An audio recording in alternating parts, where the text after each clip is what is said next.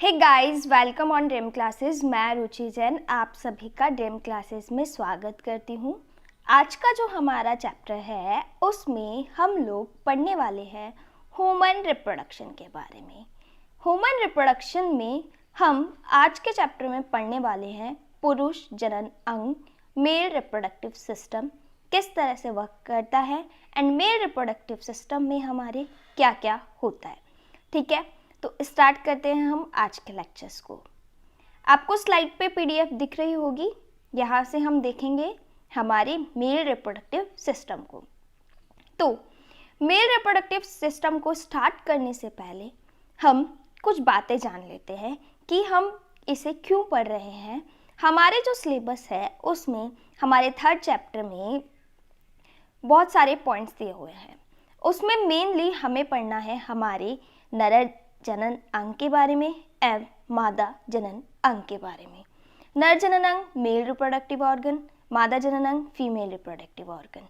इनमें हमें पढ़ना है कि नर जनन अंग में युग्मक निर्माण किस तरह से होता है, उनकी संरचना क्या है। फिर हम मादा में पढ़ेंगे मादा युग्मक निर्माण किस तरह से होता है एवं उनकी संरचना क्या है। उसके बाद में हम निषेचन की प्रक्रिया पढ़ेंगे एवं निषेचन से भ्रूण का निर्माण किस तरह से होता है। ये सब हमारे इस चैप्टर में बताया गया है। आज का जो हमारा लेक्चर है वह हमारे मानव जनन अंग ह्यूमन रिप्रोडक्टिव सिस्टम का फर्स्ट लेक्चर है। तो हम स्टार्ट करते हैं हमारे लेक्चर को। देखिएगा आप किस तरह से वर्क करता है। वेरी इजी लैंग्वेज में आपके लिए वीडियो लेक्चर लाया गया है ताकि आप अच्छे से इसे समझ पाएं। Hey guys, welcome on dream classes. मैं रुचि जैन आप सभी का ड्रीम क्लासेस के इस ऐप पर स्वागत करती हूँ। आज हम पढ़ने वाले हैं ह्यूमन रिप्रोडक्टिव सिस्टम के बारे में। ह्यूमन रिप्रोडक्टिव सिस्टम में हम पढ़ने वाले हैं पुरुष जनन तंत्र के बारे में। जो हमारा जनन है वो हमारा जनन दो प्रकार का होता है। कितने प्रकार का है? दो प्रकार का।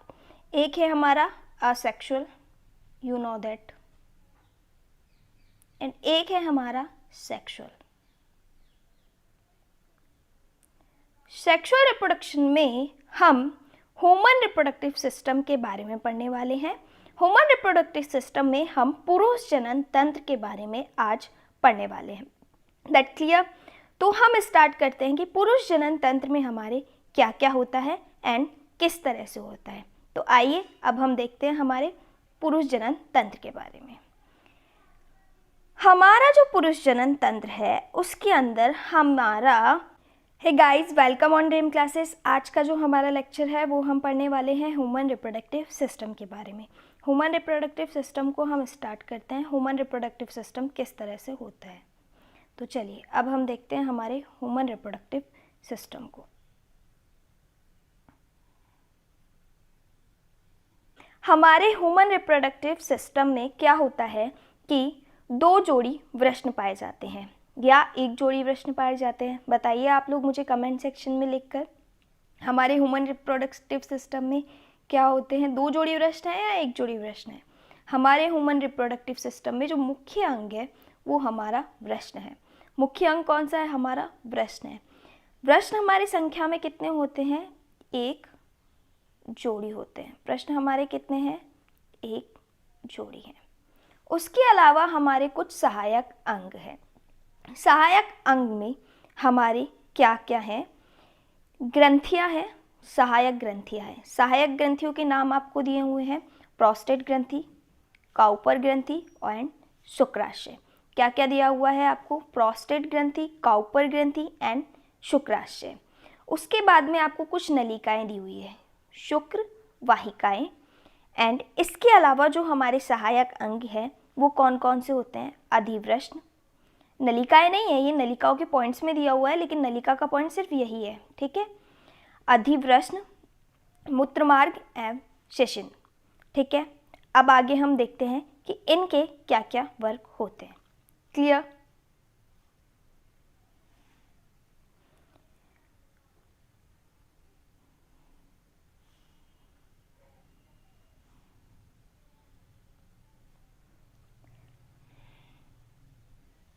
चलिए अब हम देखते हैं कि जो हमारा वृषण है, जिसे कि हम क्या बोलते हैं, टेस्टिस बोलते हैं, वो किस तरह से होता है।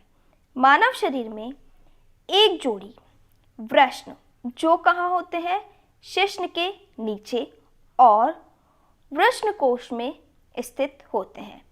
इनकी कोशिकाएं शुक्राणु को उत्पन्न करती हैं। क्या करती हैं, हमारे वृषण का काम क्या है, शुक्राणु को उत्पन्न करना। वृषण कोश शरीर के बाहर स्थित होता है। क्यों स्थित होता है, क्योंकि शुक्राणु को उत्पन्न करने के लिए जो हमारे जो शरीर का तापमान है, जो कितना है 37 डिग्री सेल्सियस है, वो पर्याप्त नहीं है। इसलिए हमारे जो वृषण है वह बाहर की तरफ वृषण कोश में पाए जाते हैं।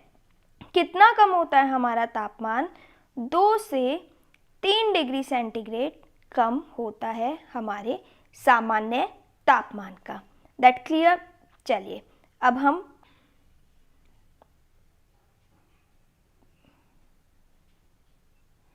देखिए, शुक्राणु को उत्पन्न करने के लिए महज 2 से 3 डिग्री सेंटीग्रेड तापमान जरूरी होता है, जो शरीर के अंदर संभव नहीं है।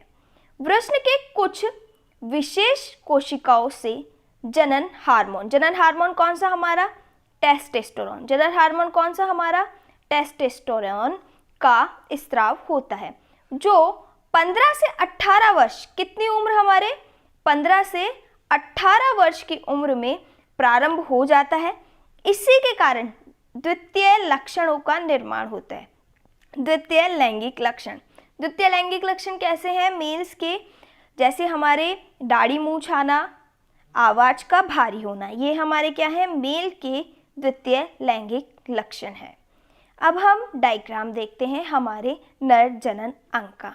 हमारे नर जनन अंग में क्या होता है कि ये हमारे वृषण है, जो कि वृषण कोश में बाहर की तरफ स्थित होते हैं। ठीक है, यहाँ से ये हमारे शुक्र नली, ये हमारा शुक्राशय, यहाँ पे है हमारी स्खलन वाहिनी, ये है हमारी कंदमूल पथ। ठीक है, और जो हमारा ये शुक्राशय है, यहाँ पर शुक्राणु का निर्माण होता है। जो हमारा मेल रिप्रोडक्टिव सिस्टम है, इसमें जो मूत्र नलिका है या फिर जो नर जनन नलिका है, वह अलग अलग नहीं होती है, वह एक ही होती है। ठीक है, अब हमारे सहायक अंग के बारे में पढ़ते हैं हम। सहायक जनन अंग नर में कौन कौन से हैं, कौन कौन से हैं, हमारी शुक्रवाहिकाएं। शुक्रवाहिकाएं हमारी क्या करती है, ये वृषण से निकलने पर पतली नलिकाएं होती है। क्या होती है, वृषण से निकलने पर पतली नलिकाएं होती है, जो कुंडलित होकर अधिवृषण बनाती है। क्या है ये, वृषण से निकलने वाली पतली नलिकाएं हैं, जो कुंडलित होकर अधिवृषण बनाती है। अधिवृषण एपिडर्मिस, यह शुक्रवाहिकाओं, क्या है, यह शुक्रवाहिकाओं का समूह होता है, जिसमें शुक्राणु परिपक्व होते हैं। अब हमारी शुक्रवाहिकाओं के बारे में पढ़ते हैं हम। शुक्रवाहिका ये अधिवृषण से निकलती है तथा मूत्र मार्ग के चारों ओर फैलकर शुक्राशय सेमिनल वेसिकल्स बनाती है। यह शुक्राणु का संग्रह तथा चालन करने का कार्य करती है। उसके बाद में आता है हमारा मूत्र मार्ग। मूत्र मार्ग क्या काम करता है, हमारा मूत्र तथा वीर्य इसी मार्ग द्वारा शरीर से बाहर निकलते हैं। शिश्न यह उत्तेजनशील मैथुन अंग है। यह शुक्राणु के मादा जनन मार्ग में परिवहन हेतु सहायक होता है। अब हमारी सहायक ग्रंथियां कौन कौन सी है, हमारी 3 सहायक ग्रंथियां। कौन सी है, पहली प्रोस्टेट ग्रंथि। यह ग्रंथि क्षारीय द्रव स्रावित करती है, जो मूत्र मार्ग में अवशिष्ट मूत्र से उत्पन्न अम्लता को क्या कर देता है, समाप्त कर देता है। काउपर्स ग्रंथि, इसको हम क्या बोलते हैं, बल्बोयूरेथ्रल ग्रंथि भी कहते हैं। यह क्षारीय द्रव स्रावित करती, क्या करती है, ये क्षारीय द्रव स्रावित करती है, जो मूत्र मार्ग को और क्षारीय बनाता है, जिससे हमारे शुक्राणु क्या रहते हैं, सुरक्षित रहते हैं। हमारा शुक्राशय क्या काम करता है, शुक्राशय हमारा शुक्राणु के लिए शांत द्रव्य बनाता है जो वीर्य के आयतन का भाग होता है। यह शुक्राणु को संरक्षण एवं पोषण प्रदान करने का कार्य करता है। यह जो हमारा वीर्य है ना, इसे सीमेन बोलते हैं, जो हमें क्या करेगा, स्पर्म्स है हमारे, उनको न्यूट्रिशन प्रोवाइड करेगा। तो हमने हमारे मेल रिप्रोडक्टिव सिस्टम की स्ट्रक्चर देख ली है। उसके बाद में जो हमारा नेक्स्ट वीडियो होगा उसमें हम स्पर्मेटोजेनेसिस युग्मक जनन के बारे में पढ़ेंगे, किस तरह से होता है। फीमेल रिप्रोडक्टिव सिस्टम के बारे में पढ़ेंगे कि फीमेल रिप्रोडक्टिव सिस्टम की स्ट्रक्चर क्या होती है। अगर आपको ये नोट्स चाहिए तो ड्रीम क्लासेस के ऐप पर जाइए आप लोग, वहाँ पर आपको ये नोट्स मिल जाएंगे। किसी को कोई भी प्रॉब्लम हो, डिस्क्रिप्शन बॉक्स में लिंक दिया होगा, वहाँ पर बता दीजिएगा ऐप पर जाके, या फिर आप कमेंट सेक्शन में बता दीजिएगा कि आपको इससे पहले जो चैप्टर्स हो गए हैं उनमें या फिर अभी तक के किसी भी चैप्टर में कोई डाउट है तो। Have a good day, good bye and take care.